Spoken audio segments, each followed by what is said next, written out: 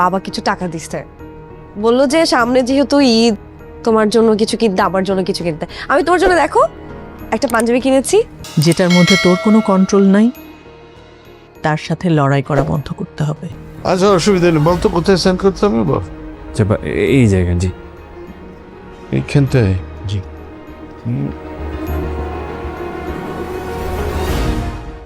আসসালামু আলাইকুম বন্ধুরা, এটা আমাদেরই গল্প নাটকের ৩৬ নম্বর পর্বটি আপনারা নিশ্চয়ই ইতিমধ্যে দেখে ফেলেছেন।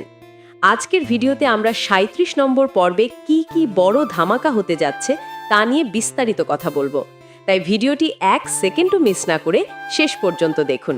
আর আপনি যদি আমাদের চ্যানেলে নতুন দর্শক হয়ে থাকেন তাহলে আমাদের চ্যানেলটি সাবস্ক্রাইব করে আমাদের সাথেই থাকবেন। বন্ধুরা, ৩৬ নম্বর পর্বে আমরা এক আবেগঘন মুহূর্ত দেখতে পেয়েছি।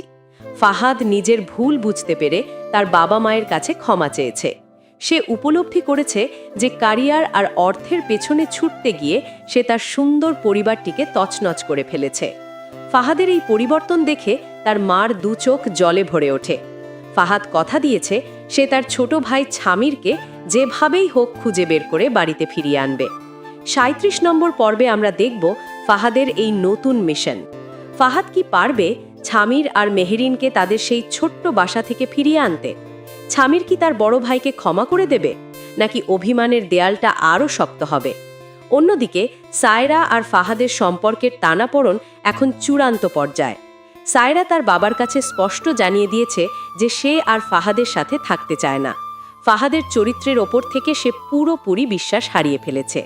৩৭ নম্বর পর্বে বড় টুইস্ট আসবে যখন সায়রার ডিভোর্সের চূড়ান্ত সিদ্ধান্ত নেবে।